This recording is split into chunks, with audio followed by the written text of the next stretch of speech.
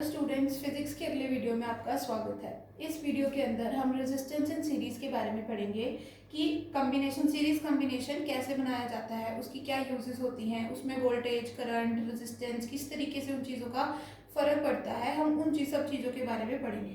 तो resistance in series समझने से पहले आप ये देख लो कि रेजिस्टेंसेस को सीरीज में जोड़ा कैसे जाता है।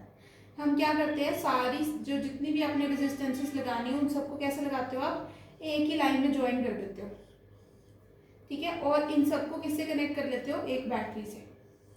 अब इसकी क्या खासियत होती है कि इसके अंदर हर एक जो रेजिस्टेंस होता है ना, वो अपना अलग बैटरी से नहीं जुड़ा हुआ। आप सबसे पहले सारी रेजिस्टेंसेस को आपस में जोड़ लो, एक एक उसका एक सिरा किससे जोड़ दो, पॉजिटिव टर्मिनल से, और उसका अगला सिरा किससे जोड़ दो, नेगेटिव टर्मिनल से, ठीक है। ये नहीं है इसको अलग से नहीं जोड़ना, इसको अलग से नहीं जोड़ना, इन सबको आपस में जोड़ दो। एक सिरा किससे जोड़ दो, पॉजिटिव टर्मिनल से, और एक सिरा किससे जोड़ दो तुम, अपने नेगेटिव टर्मिनल से। इस तरीके के कॉम्बिनेशन को क्या बोला जाता है, सीरीज कॉम्बिनेशन।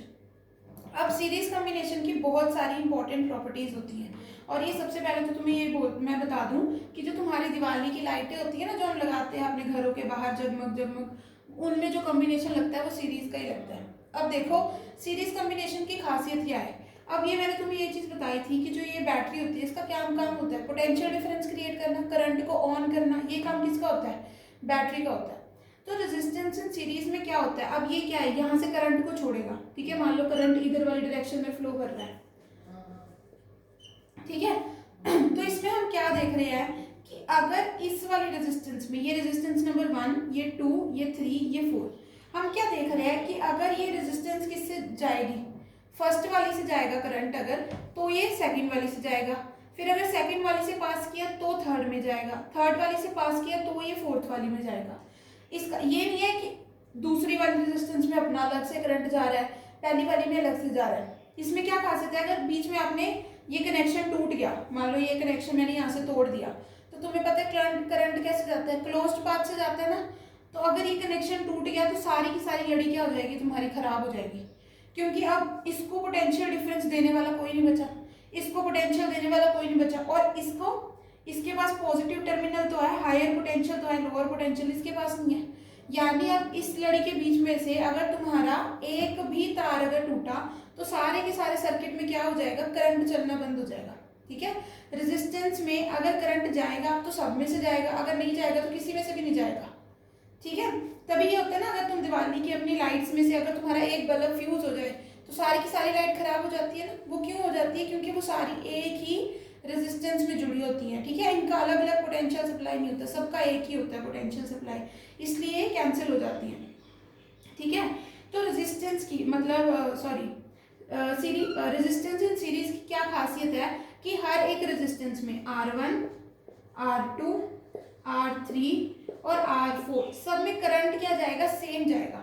अगर मान लो तुमने यहाँ बड़ा पोटेंशियल क्या लगा रखा है, V पोटेंशियल लगा रखा है, तो वो इसमें भी सेम करंट बनाएगा, इसमें भी सेम बनाएगा, इसमें भी सेम और इसमें भी सेम। तो इसमें कितना करंट बनेगा बच्चे, I, इसमें कितना करंट बचेगा, I, इसमें भी करंट कितना होगा, I, और इसमें भी करंट कितना होगा, I। मतलब जितना ये सर्किट प्रोड्यूस कर पाया इन रेजिस्टेंसेस के लिए, वो सारा का सारा करंट इन सब में क्या जाएगा, सेम जाएगा। अब दूसरी चीज क्या है, अब तुम्हें एक पर्टिकुलर रेजिस्टेंस में ये पता लग गया कि उसमें करंट कितना जा रहा है, तुम्हें ये पता लग गया कि उसमें रेजिस्टेंस उसकी कितनी है, क्योंकि तुमने ही जोड़ा है उसे, तुम्हें ये तो पता लग गया कि उसमें रेजिस्टेंस कितनी है। अब तुम्हें क्या पता रहे, तुम्हें ओम्स लॉ पता है। ओम्स लॉ क्या कहता है कि V किसके बराबर है, IR के। तो अब देखो, अब तुम जो पोटेंशियल है तुम हर एक के एंड्स के क्रॉस मापते हो ना, तो तुम पोटेंशियल इसके क्रॉस भी माप सकते हो, दूसरी वाली के क्रॉस भी माप सकते हो, तीसरी वाली के क्रॉस भी माप सकते हो, और चौथी वाली के क्रॉस भी माप सकते हो। हर एक के क्रॉस तुम अपने पोटेंशियल अपना अलग अलग तरीके से मेजर कर सकते हो। तो जरा मेजरमेंट करो, तुम्हें इस वाली रेजिस्टेंस का क्या पता है, तुम्हें करंट भी पता है और तुम्हें क्या पता है, उसकी रेजिस्टेंस भी पता है। तो ओम्स लॉ अगर लगेगा V is equal to IR, तो V1 किसके बराबर होगा, IR1 के बराबर होगा ना, और V2 किसके बराबर होगा, IR2 के बराबर, V3 किसके बराबर होगा, IR3 के, और V4 किसके बराबर होगा, IR4 के। तो अभी आपको इस कॉम्बिनेशन से क्या पता चल रहा है कि रेजिस्टेंस में जब आप किसी भी मतलब रेजिस्टेंसेस को अगर आप सीरीज के अंदर जोड़ते हो तो वो कॉम्बिनेशन कैसा बनता है बच्चे कि उसके अंदर क्या है, हर एक रेजिस्टेंस के अंदर करंट तो क्या जा रहा होता है, सेम जा रहा होता है, पर उनमें वोल्टेज डिफरेंस, पोटेंशियल डिफरेंस क्या होता है, हर एक किसी का अलग होता है। ये बहुत ही इंपॉर्टेंट चीज है, इसका तुम्हें पता होना चाहिए। इसके रिलेटेड सीधा सीधा क्वेश्चन भी आ जाता है कि रेजिस्टेंस किसके को अगर सीरीज में जुड़ा हुआ है तो बताओ कि पोटेंशियल और करंट के साथ क्या होगा। तो अभी हमने क्या देखा, अगर रेजिस्टेंसेस इन सीरीज में है तो करंट इज सेम, हर एक रेजिस्टेंस में करंट क्या है, सेम, पर पोटेंशियल क्या है, हर एक किसी में डिफरेंट। ठीक है, हर एक किसी का पोटेंशियल V1 V2 V3 क्या होगा, डिफरेंट होगा, पर करंट क्या है, अब में आई करंट ही जाएगा। अभी अगर हमने ये मापना हो कि अब जैसे तुम्हें ये पता लग गया कि करंट कितना जा रहा है, अगर तुम्हें ये देखना हो कि टोटल पोटेंशियल कितना है, टोटल रेजिस्टेंस कितनी जा रही है, उसको निकालने का भी रजे एक और तरीका है। अभी देखो मैंने तुम्हें सर्किट बना के दिखाया, सर्किट किस तरीके से था, इस तरीके से बैटरी और यहाँ पे तुम्हारी रेजिस्टेंसेस हमने जोड़ रखी थी। मान लो अब की बार मैं 3 ही जोड़ती हूँ, ठीक है, हमने 3 रेजिस्टेंस जोड़ रखी है, R1 R2 R3, और यहाँ पे पोटेंशियल डिफरेंस कितना लगा रखा है मैंने, V पोटेंशियल डिफरेंस लगा रखा है। तो हम यहाँ पे क्या देख रहे हैं बच्चे कि ये V पोटेंशियल डिफरेंस, अब इसमें कितना पोटेंशियल डिफरेंस आ रहा है V1, इसमें V2, इसमें कितना आ रहा है V3 आ रहा है, पर ये टोटल पोटेंशियल V। अब ये देखो ये V क्या है, तुम्हारा हाइट डिफरेंस है ना, जो तुम्हारा पॉजिटिव और नेगेटिव टर्मिनल के अंदर कि तुमने कितना डिफरेंस क्रिएट किया है, यही होता है ना तुम्हारा पोटेंशियल डिफरेंस। अब V1 V2 V3 क्या हुआ कि इसको कितना मिला, इसको कितना मिला, इसको कितना मिला, पर टोटल तो V बचा ना।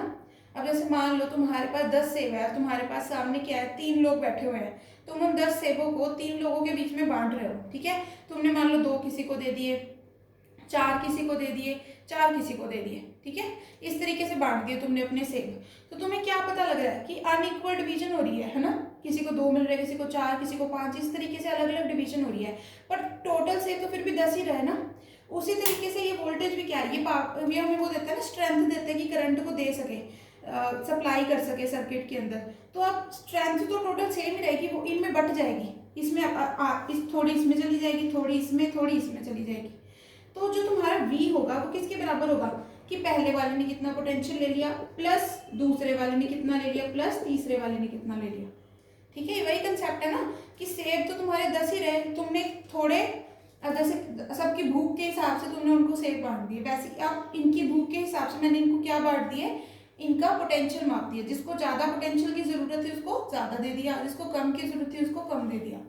अब तुम्हारे पास ये तो क्या है पूरे सर्किट का, ठीक है, और V किसके बराबर होता है, जैसे ओम्स लॉ में V किसके बराबर होता है, I इंटू आर के बराबर होता है। ये तो पूरे सोर्स का पोटेंशियल है, ये किसके बराबर होगा कि ये सर्किट में कितना करंट जा रहा है प्लस इंटू मल्टीप्लाई में कि टोटल रेजिस्टेंस कितनी है।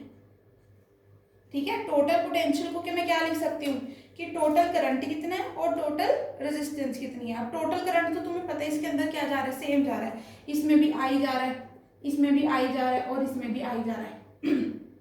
तो पर रेजिस्टेंस तो टोटल लेनी पड़ेगी ना, ये R1 है, ये R2 है, R3 है, तो रेजिस्टेंस क्या साथ में मल्टीप्लाई होगी कि टोटल रेजिस्टेंस कितनी है।